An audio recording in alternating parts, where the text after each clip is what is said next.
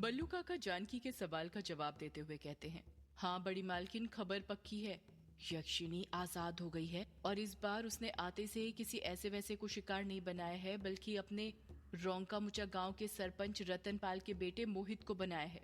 रजनी अपना मुंह फाड़ते हुए कहती है, क्या बात कर रहे हैं बल्लू काका आप? ये आप उसी मोहित की बात कर रहे हैं ना, जिसके रिश्ते की एक बार बात अमोदिता के साथ चली थी, पर उस मोहित ने मना कर दिया था ये कहकर कि आपकी बेटी काली है, इसलिए मैं उससे शादी नहीं कर सकता। कल मुहे ने खुद का चेहरा तो देखा नहीं, खुद की सूरत तो डामर जैसी थी, और आया बड़ा मेरी बेटी को काला बोलने वाला। अच्छा ही हुआ जो यक्षिणी ने उसे मार दिया। रजनी मन ही मन फुसफुसाते हुए धीरे से कहती है, वरना मैं उसे अपने काले जादू से मार देती। जानकी रजनी को टोकते हुए कहती है, ये तुम कैसी बातें कर रही हो रजनी? भले ही मोहित कैसा भी इंसान हो, पर जान तो जान ही होती है। यक्षिणी ने उसे मारकर ठीक नहीं किया, पता नहीं क्या मिलता है उसे मर्दों को मारकर। बल्लू काका और बातें बताते हुए कहते हैं, हम तो सुने हैं कि कोई नई स्पेक्ट्राइन आई थी, क्या नाम है उसका? बड़ा कठिन नाम है, हमसे तो लिया भी नहीं जाता। हाँ, वर्चस्विनी, यही नाम था उस स्पेक्ट्राइन का। वही तहकीकात कर रही है इस केस की। वो शहर से आई है ना, इसीलिए यक्षिणी पर यकीन नहीं कर रही थी। पर देखना बड़ी मालकिन, उसे भी यकीन हो जाएगा जल्द ही, जब आने वाली अमावस्या को यक्षिणी किसी को अपना दूसरा शिकार बनाएगी। जैसे ही बल्लू काका ये बोलते हैं, जानकी के मन में युग का ख्याल आने लग जाता है और वो घबराते हुए कहती है, मेरा बेटा युग, वो ठीक तो है ना बल्लू काका? उसे तो यक्षिणी ने कुछ नहीं किया। हाँ बड़ी मालकिन, युग बेटा ठीक है, उन्हें कुछ नहीं हुआ है, आप उनकी फिक्र मत कीजिए। जानकी डरते हुए कहती है, मुझे युग को यहाँ पर बुला लेना चाहिए, उसकी जान को खतरा है। वो उसी ग्रेवयार्ड कोठी के अंदर है जहाँ पर यक्षिणी रहा करती थी। अमोदिता भी जानकी का साथ देते हुए कहती है, हाँ बुआ आप ठीक कहती हैं, हमें युग जी को यहाँ पर बुला लेना चाहिए। वो यहाँ पर अच्छे से रहेंगे, उन्हें कोई दिक्कत नहीं होगी, सारी सुख सुविधाएं मिल जाएंगी। रजनी हिचकिचाते हुए कहती है, पर भाभी क्या दिलीप भैया मानेंगे? आपने देखा था ना वो कितना गुस्सा कर रहे थे सिर्फ युग के यहाँ पर आने से। मुझे तो नहीं लगता वो युग को अब यहाँ पर आने देंगे। ऊपर से अब तो यक्षिणी भी आजाद हो गई है, वो तो और गुस्से में होंगे। जानकी रजनी की बात का कुछ जवाब देती उससे पहले ही वहां पर भागते हुए वंदना आ जाती है। वंदना ने हमेशा की तरह सफेद साड़ी पहनी हुई थी और वो पागलों की तरह यहाँ से वहां भाग रही थी। वंदना भागते हुए चिल्लाते हुए कहती है, वो आजाद हो गई, वो आजाद हो गई, मैंने कहा था ना, उसने दरवाजा खोल दिया, पर मेरी बात किसी ने नहीं मानी। अब वो आजाद हो गई है, खेल शुरू हो गया है, अब फिर से यक्षिणी मर्दों की शिकार करके अपनी प्यास बुझाएगी। वो आजाद हो गई। यही सब बड़बड़ाते हुए वंदना यहाँ से वहां भाग रही थी। जानकी वंदना के पास जाते हुए कहती है, अरे वंदना बेटा, ये तुम क्या बोल रही हो? रुक जाओ, ऐसे भागो मत वरना गिर जाओगी। पर वंदना रुक नहीं रही थी, वो यहाँ से वहां भाग रही थी। रजनी वंदना को देखते हुए धीरे से कहती है, अरे ये पागल बाहर कैसे आ गई? अमोदिता डरते हुए कहती है, पता नहीं माँ। रजनी अमोदिता को घूरते हुए कहती है, तू ही खाना और दवाई देने गई थी ना इसे, तो फिर ये बाहर कैसे आ गई बता? दरवाजा अच्छे से लगाया था या नहीं लगाया था इसके कमरे का? अमोदिता हिचकिचाते हुए कहती है, हाँ माँ, मैं ही वंदना भाभी को खाना देने गई थी, पर आपको तो पता है मुझे वंदना भाभी से कितना डर लगता है। आप ही जबरदस्ती कर रही थी, इसीलिए मैं चली गई। मैं खाना रखकर उनके कमरे में आ गई थी और दवाई भी निकाल कर रख दी थी। मुझे लगा वो खा लेंगी, पर अभी उनकी हालत देखकर लगता नहीं है कि उन्होंने खाई होगी। रजनी अमोदिता पर गुस्सा करते हुए कहती है, नालायक लड़की, पागल वो नहीं तू है। नर्स होकर तुझे इतना भी नहीं पता कि कोई भी मरीज खुद अपने हाथों से दवाई नहीं खाता, उसके मुंह में जबरदस्ती ठूसनी पड़ती है। जानकी वंदना को पकड़ने की कोशिश करते हुए कहती है, अरे तुम दोनों बस बातें करते रहोगी या वंदना को पकड़ने में मेरी मदद भी करोगी? जल्दी पकड़ो इसे, कहीं बाहर ना चली जाए, वरना एक और मुसीबत खड़ी हो जाएगी। रजनी भागते हुए कहती है, हाँ भाभी अभी पकड़ती हूँ। जानकी, रजनी, अमोदिता और बल्लू काका मिलकर वंदना को पकड़ने लग जाते हैं, पर वंदना उनके हाथ नहीं लग रही थी, वो यहाँ से वहां उन्हें नचाए जा रही थी। बल्लू काका वंदना को पकड़ते हुए कहते हैं, रुक जाओ बहू रानी, अब इस उम्र में मुझ बूढ़े को और कितना दौड़ाओगी? रजनी भी वंदना को पकड़ते हुए कहती है, रुक जा वंदना, रुक जा।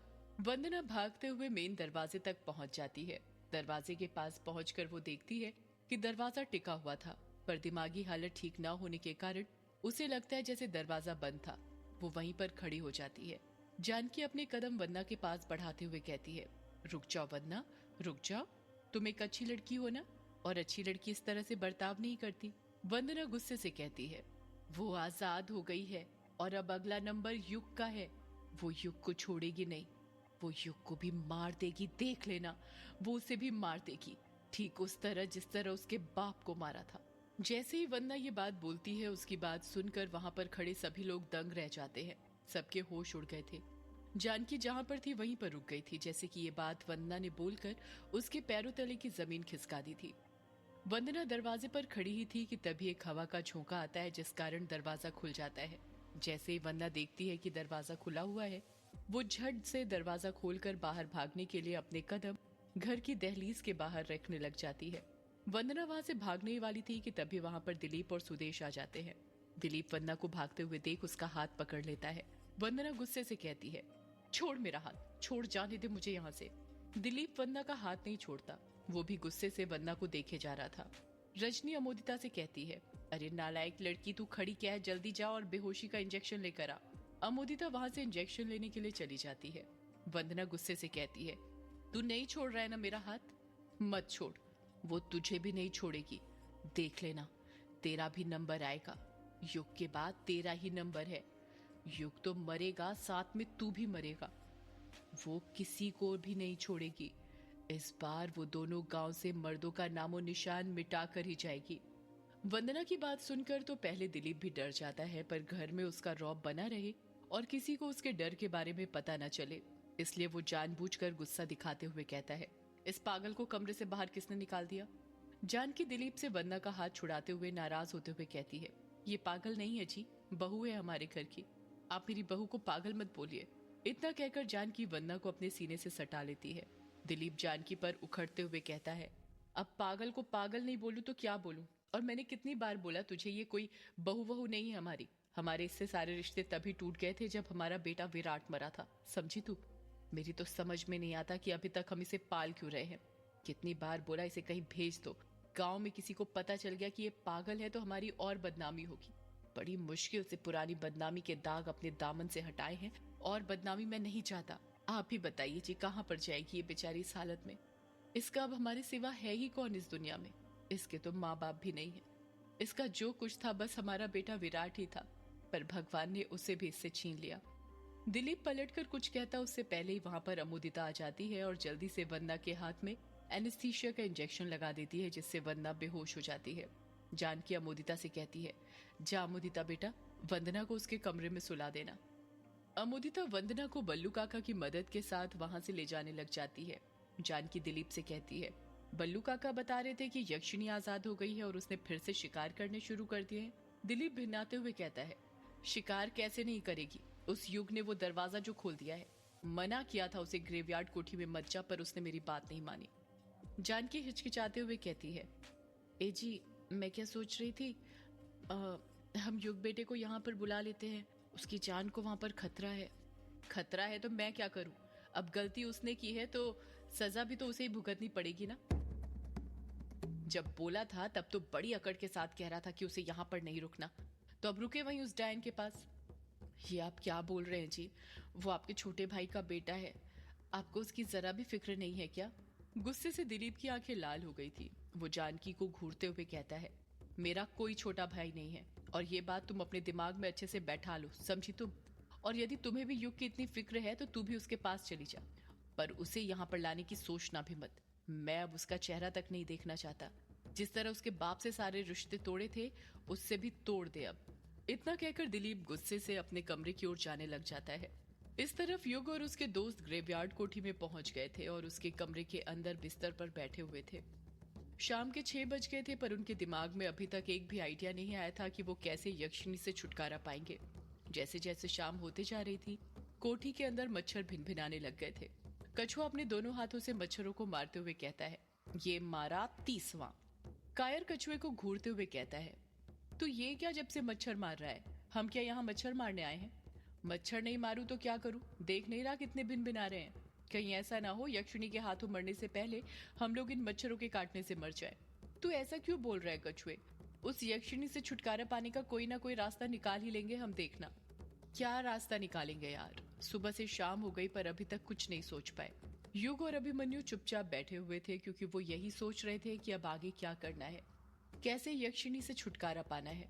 कछुआ अपनी नजरें कमरे के चारों तरफ फिराते हुए कहता है, यार मुझे तो ना अब यहाँ पर रहने से भी डर लग रहा है।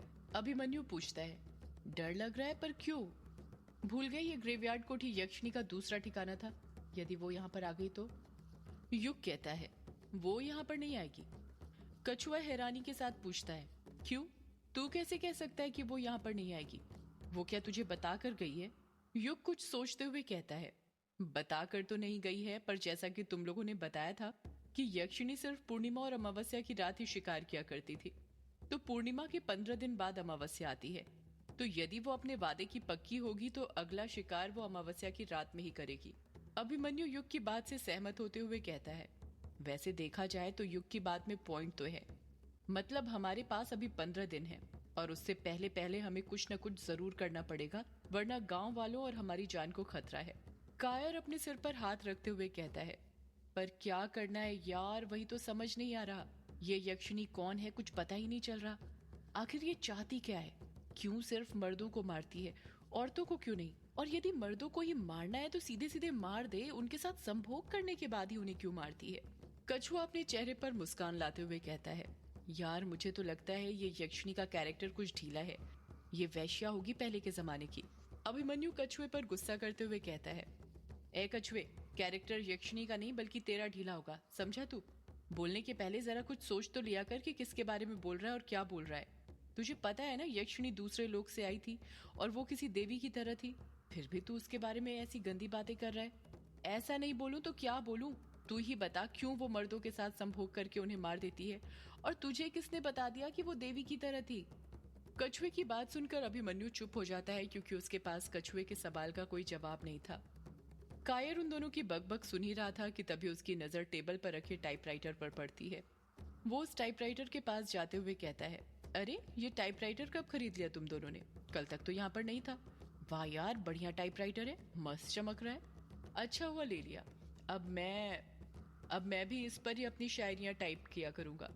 टाइपराइटर पर टाइप करने से एक अलग ही फील आता है। युग कहता है, अरे ये टाइपराइटर हमने खरीदा नहीं है बल्कि मेरे पापा का है। अभिमन्यु फटाक से कहता है, अरे इस टाइपराइटर की एक बात तो तुझे हम बताना ही भूल गए।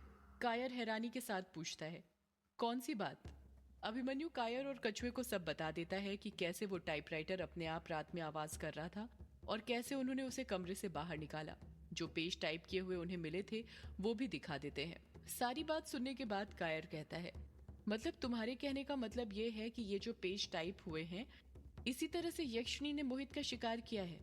अभिमन्यु कहता है, हाँ यार, और नहीं तो क्या, वरना तू ही देख, जिस आदमी का इस कहानी में जिक्र था उसका हुलिया हूबहू मोहित से मिलता है और उसकी लाश भी वैसे ही मिली है जैसे कहानी में लिखी हुई है। कायर बेफिक्र होकर कहता है, इसमें इतना शॉक्ड होने वाली क्या बात है, ये तो आम बात है। युग अपना मुंह फाड़ते हुए कहता है, क्या कहा? आम बात है? तुझे ये आम बात लगती है? हाँ और नहीं तो क्या, वो तुम लोग राइटर नहीं हो ना, इसलिए तुम्हें पता नहीं है। मैं बताता हूँ, एक राइटर वही लिखता है जो कि फ्यूचर में होने वाला होता है या फिर हो चुका होता है। जैसा कि तुम दोनों ने अभी अभी बताया मुझे, युग के पापा यक्षिणी पर एक किताब लिख रहे थे। हो सकता है कि ये उसी किताब के ड्राफ्ट के पेज हो। उन्होंने मरने से पहले ये कहानी टाइप की होगी और बाद में वही कहानी सच हो गई, क्योंकि कभी कभी लिखा हुआ भी सच हो जाता है। ये कोइंसिडेंस भी हो सकता है। अभिमन्यु कायर से सहमत होते हुए कहता है, वैसे तेरा कहना भी ठीक है, ऐसा हो सकता है। हम ही लोग इस बात को कुछ ज्यादा ही सीरियसली ले रहे हैं। कमरे में वापस से खामोशी छा जाती है। सब दोबारा से यक्षिणी के बारे में सोचने लग जाते हैं कि कैसे उसका क्या किया जा सकता है। अभिमन्यु की नजर टाइपराइटर पर ही गड़ी हुई थी। वो एक टक नजर से टाइपराइटर को देखे जा रहा था। तभी उसके दिमाग में एक आइडिया आता है और वो खुश होते हुए कहता है, पता चल गया। कछुआ मुंह बनाते हुए कहता है, क्या पता चल गया? अभिमन्यु कहता है, यही कि यक्षिणी के अभिशाप के बारे में कैसे पता लगाया जा सकता है। युग झट से पूछता है, कैसे?